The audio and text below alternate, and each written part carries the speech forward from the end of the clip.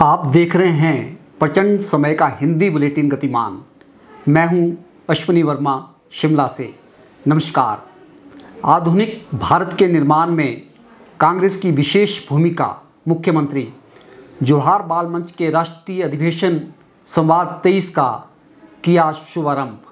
मुख्यमंत्री ठाकुर सुखविंदर सिंह सुक्खू ने आज यहां जोहार बाल मंच के पहले राष्ट्रीय अधिवेशन संवाद 23 का शुभारंभ करते हुए कहा, जिस विचारधारा का आज कांग्रेस पार्टी सामना कर रही है उसका मुकाबला करने के लिए ऐसे ही संगठन की आवश्यकता है।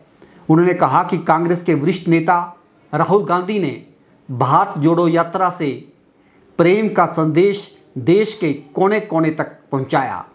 मुख्यमंत्री ने कहा कि समाज की सोच में बदलाव आ रहा है, इसलिए युवाओं को इतिहास का ज्ञान होना आवश्यक है। विशेष रूप से बच्चों को संविधान की रक्षा और लोकतंत्र की मजबूती के लिए कांग्रेस पार्टी के योगदान को युवा पीढ़ी तक पहुंचाया जाना चाहिए। पार्टी को प्राइवेट लिमिटेड कंपनी कहने पर जोहार पर भड़के भाजपाई। पूछा 4 बार भाजपा से चुनाव लड़ा तब तो ये सब नहीं दिखा पूर्व विधायक को। बयान से दरंग भाजपा संगठन तलख। पूर्व विधायक जोहार ठाकुर की 6 महीने की चुप्पी के बाद पार्टी संगठन और पूर्व भाजपा सरकार प्राइवेट कंपनी की तरह कुछ एक लोगों की कठपुतली के बयान से दरंग मंडल भाजपा संगठन तलख हो गया है। संगठन के पदाधिकारियों ने सिटी हट होटल पद्धर में पत्रकार वार्ता बुलाकर पूर्व विधायक को आड़े हाथ लेते हुए खूब खरी खोटी सुनाई। मंडल अध्यक्ष दिलीप कुमार विष्ट ने कहा कि जोहार ठाकुर द्वारा पार्टी संगठन को प्राइवेट लिमिटेड कंपनी कहना और प्रदेश के शीर्ष नेतृत्व पर अनर्गल बयानबाजी करना, इसकी दरंग भाजपा कड़े शब्दों में निंदा करती है।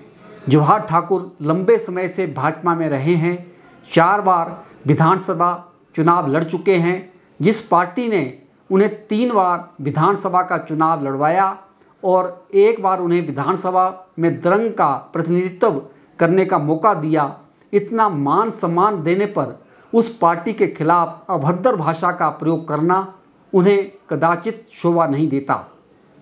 सेब के न्यूनतम मूल्य मामले को लेकर भाजपा ने केंद्र के समक्ष उठाया था मुद्दा। कश्यप। भारतीय जनता पार्टी के पूर्व प्रदेश अध्यक्ष एवं सांसद सुरेश कश्यप ने कहा कि विदेशों के सस्ते सेब के कारण भारत में पैदा होने वाले सेब की हालत खराब थी। किसान बागवानों को बड़ी समस्याओं का सामना करना पड़ता था। सेब कारोबारियों को बड़ी मेहनत के बाद भी मार्केट में उचित कंपटीशन का सामना करना पड़ता था, जिससे सेब उत्पादकों को फसल का उचित दाम नहीं मिल पाता था। केंद्र सरकार से इस कड़ी में राहत की मांग की जा रही थी और मैंने शिमला से सांसद होने के नाते इस मामले को लोकसभा में अनेकों बार उठाया था। अब केंद्र सरकार ने किसानों को बड़ी राहत दी है। इससे देश में सेब कारोबार से जुड़े किसान कारोबारियों की आमदनी बढ़ जाएगी। केंद्र सरकार ने सेब आयात पर अब नई शर्त लगा दी है। इसके तहत 50 रुपये किलो से कम के भाव के सेब का इंपोर्ट नहीं होगा। विदेश व्यापार महानिदेशालय ने इस संबंध में अधिसूचना जारी कर दी है।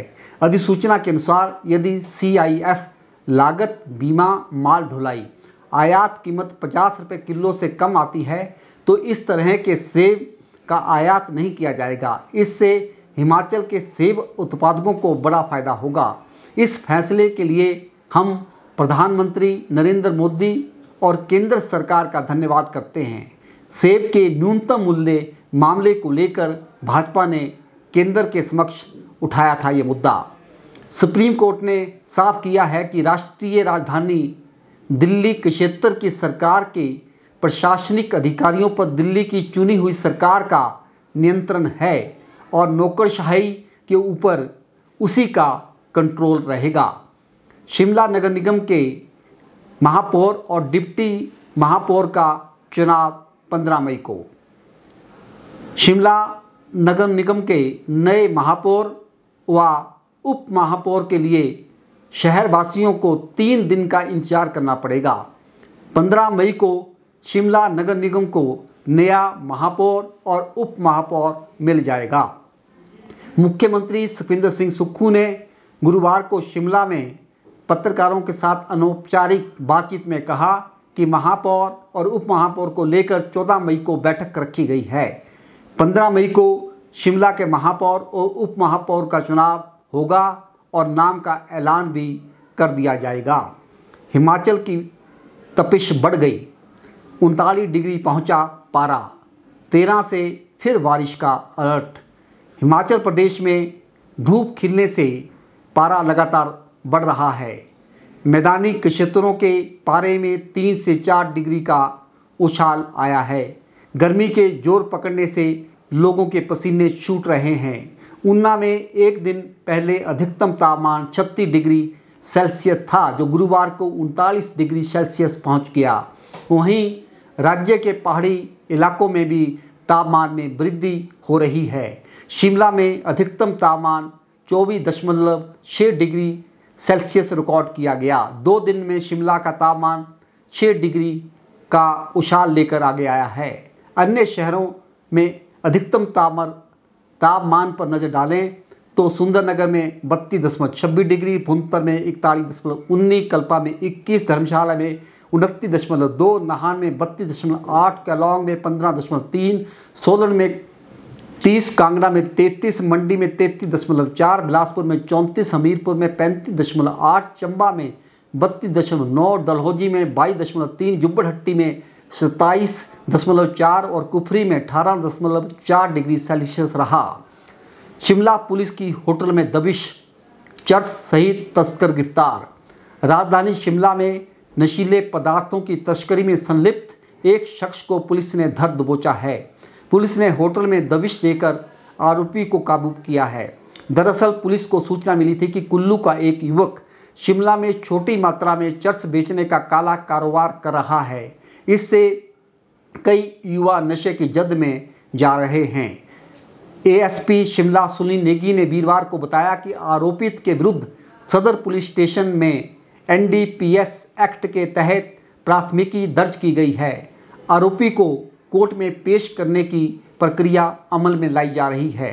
सुप्रीम कोर्ट के फैसले के बाद बोले केजरीवाल, दिल्ली में बड़े प्रशासनिक बदलाव होंगे। दिल्ली सरकार बनाम एलजी के मामले में सुप्रीम कोर्ट के नौकरशाही पर नियंत्रण के मामले में ऐतिहासिक फैसले के बाद दिल्ली के मुख्यमंत्री अरविंद केजरीवाल ने कहा कि दिल्ली में अब प्रशासनिक बदलाव होंगे। समाचार एजेंसी एएनआई के मुताबिक केजरीवाल ने कहा, आज सुप्रीम कोर्ट का जो आदेश आया है वो दिल्ली की जनता के सहयोग का नतीजा है। अब हमें दिल्ली के लोगों को रिस्पॉन्सिव प्रशासन देना है। अगले कुछ दिनों में दिल्ली में बड़ा प्रशासनिक फेरबदल होगा। उन्होंने कहा, जैसे ही हमारी सरकार बनी, प्रधानमंत्री ने केंद्र सरकार से एक आदेश पारित कराया कि दिल्ली में काम करने वाले सभी अधिकारियों के ट्रांसफ़र और नौकरी से संबंधित सभी फैसले दिल्ली सरकार के पास नहीं रहेंगे। यानी अगर कोई रिश्वत ले रहा है तो हम उन्हें निलंबित भी नहीं कर सकते। इस आदेश का इस्तेमाल करके दिल्ली में कामों को ज़बरदस्ती रोका गया। सुप्रीम कोर्ट ने साफ किया है कि राष्ट्रीय राजधानी क्षेत्र की सरकार के प्रशासनिक अधिकारियों पर दिल्ली की चुनी हुई सरकार का नियंत्रण है और नौकरशाही के ऊपर उसी का कंट्रोल रहेगा। सुप्रीम कोर्ट ने यह साफ किया कि कानून व्यवस्था, पुलिस और भूमि के विषय को छोड़कर सेवाओं के मुद्दे पर दिल्ली विधानसभा को विधायी अधिकार होगा। पाकिस्तान के सर्वोच्च न्यायालय ने आज पूर्व प्रधानमंत्री इमरान खान की रिहाई के आदेश दिए हैं। सुप्रीम कोर्ट चाहता था कि इमरान खान उनकी गिरफ्तारी के बाद हुए दंगों पर अपना स्पष्टीकरण दें और माफ़ी मांगे। इस पर इमरान खान ने कहा कि गिरफ्तारी के बाद हुए दंगों पर उनका कोई अधिकार नहीं था और ना ही हम चाहते थे कि हिंसा हो। हमारी चाहत महज चुनाव करवाने की है और हम यही चाहते हैं। आप देख रहे थे प्रचंड समय का हिंदी बुलेटिन गतिमान। इंतज़ार कीजिए अगले वीडियो का कल तक।